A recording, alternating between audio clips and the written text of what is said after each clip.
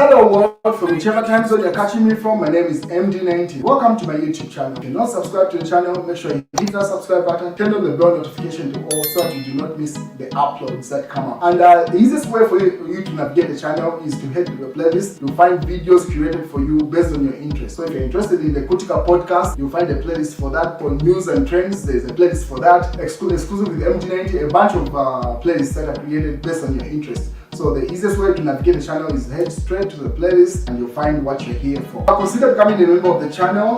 Right next to the subscribe button is the join button. You click on the join button so that you can become a member of the channel. You support the team on the production and a number of things that we're doing here, and we appreciate that.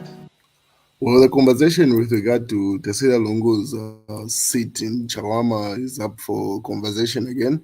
As you may be aware, from the time that her dad died in June, on June 5th, she has not been in Chawama. Pretty much, she's been around the fracas that has been happening between the Zambian government and also her family. And then at some point, should have been one of the members of parliament from the UPND side asked the Speaker of the National Assembly to say, was it in order for Tasila Lungu to be absconding from parliament and yet be receiving the benefits that come with the position when she's not representing the people of Chawama and things like that. So pretty much she wanted the Speaker of the National Assembly to nullify her seat and call for fresh elections. Then the Speaker of the National Assembly simply communicated to the Member of Parliament to say, no, not until her father is put to rest, and that's when she will be expected to report back to Parliament. But since then, seems like new details are coming up. Even on this channel, there's a subscriber that I've been having a back and forth with regard to the details of that instruction that came from the Speaker of the National Assembly. Did he say was there an ultimatum, or was it dependent on Edgar Chagalungu's body being buried, whether it be in Zambia or be it in South Africa? And then Chief Etayari has brought up back this conversation. He says, but Speaker, where are we on the issue of Chawama constituency? The people have not been well represented since the Tasila Lungu took over that seat. So simply saying, aside from the loss of her father and have been absent from the seat, even prior to that, if you remember, she took a maternity leave the time that she went to give birth in the United States. She should have been out of parliament for, like, if not 4 months, then 3 months there about. And then she was only coming back in the country when the conversation started happening again to say, hey, she's gone beyond the allowed maternity leave period. So Chipetari goes further to say, on July 25th, 2025, Speaker Muti ruled that Ms. Lungu may resume parliamentary duties either 14 days after the burial or within 14 days following the opening of the fifth session of the 13th National Assembly, or risk losing her seat. So those are the two conditions. She said 14 days after the burial of her dad, because this was around the time when it was looking like Edgar Chagolungu's burial was likely to happen in South Africa. So it was supposed to be 14 days after that, or when Parliament reopened, 14 days after Parliament reopened. And if I'm not mistaken, this is the last session of Parliament, the current one that they're sitting in, because Parliament is going to be dissolved either in March or February, they're about, as we head into the general election. So considering both those ultimatums have passed, but it's way past 14 days since the fifth session of the 13th National Assembly started. It is not personal, but a concern for the people of Chawama. Tayari, the public lawyer, the public court of public opinions. So he simply says, hey, let's get more clarity at this point, Speaker. What's the situation with Tasila Lungu? Is she losing her seat? Because both the ultimatums have passed. So I'm pretty sure the Speaker is going to bring up this conversation again, especially if another member of Parliament brings it up, considering the timelines. So let's wait and see how this week plays out with regard to that. While it's Thursday, has suggested that the minimum qualification for members of Parliament should be raised from grade 12 certificate to university degree. So there's one thing that people say: politics is very addictive. Even if you want to pretend to say no, I'm no longer active in politics, or I'm no longer interested in politics, eventually you find your way back. Because I remember, it should have been last year when the parliamentary seat for Petauke was being recontested after JJ Banda had gone on a self-imposed exile when he ran away from a hospital. There were rumors that Dorothy was likely to recontest that seat. She came to the public and simply stated she had no intentions of ever running for parliamentary seat, at least in Petauke. She had served the people to the best of her ability, and there was no path for her to get back to that journey. But since then, she's been making a lot of political statements. It's either she's got aspirations to run for a higher office than either minister or member of parliament, or simply just giving her opinion as a Zambian citizen.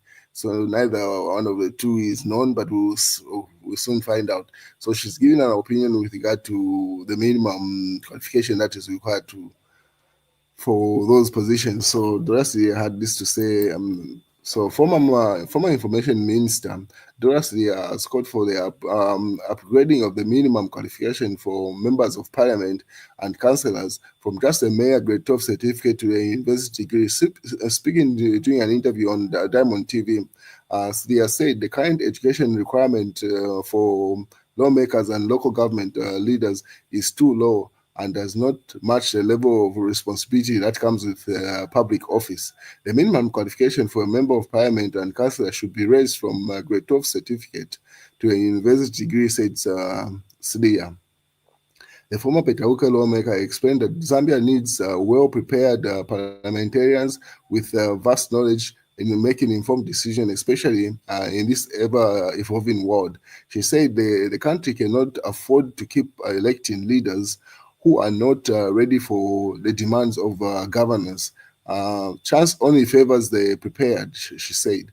Leadership today must be about people who can do the best.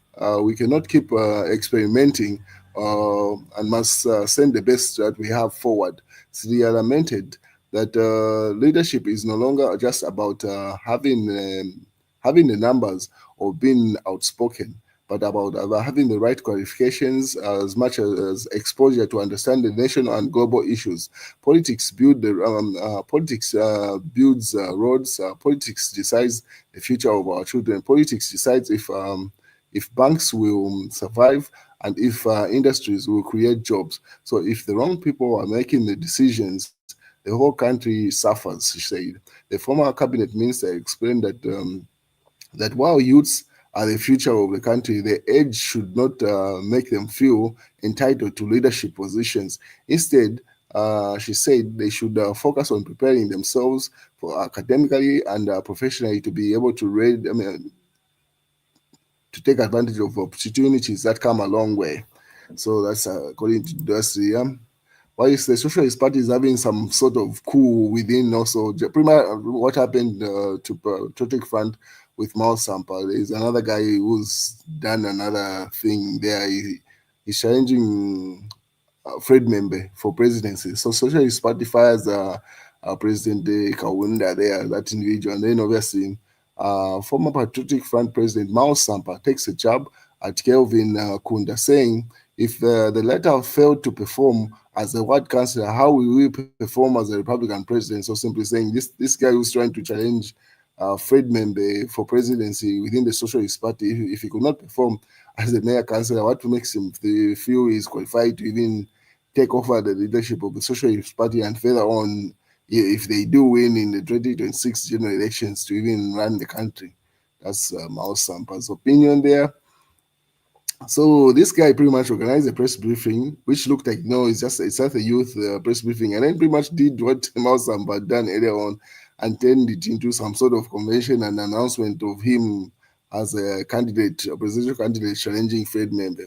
So according to Emmanuel Wamba's reports indicate that Kelvin Kunda has converted a press conference into an illegal Socialist Party Congress, and election of a leader is underway. So Socialist Party Youth Chairperson has announced that his intentions to replace Dr. Fred Membe as party leader. He says the party no longer have the confidence in Dr. Fred Membe.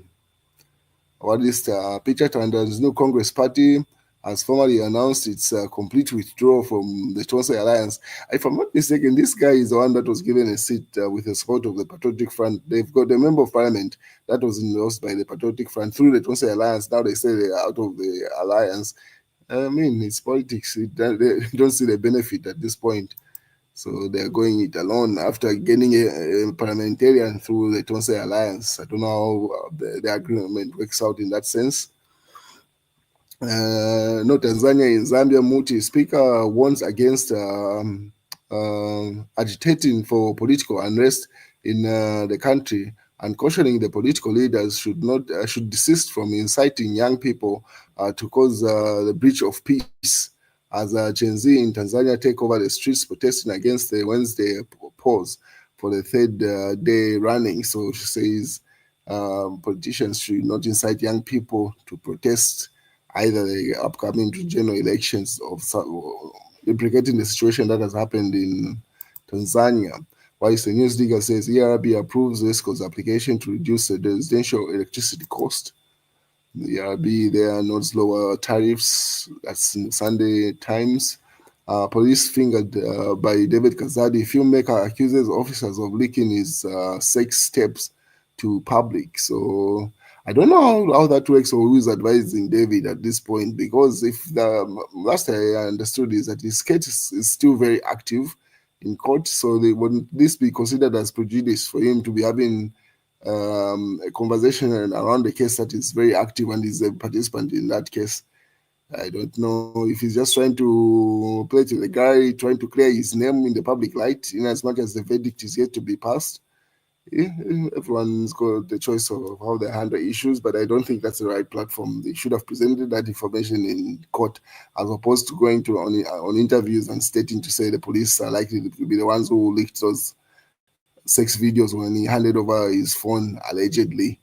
When the first video leaked. Anyway, let's wait and see how that plays out, but I don't think that's the right move he's making there.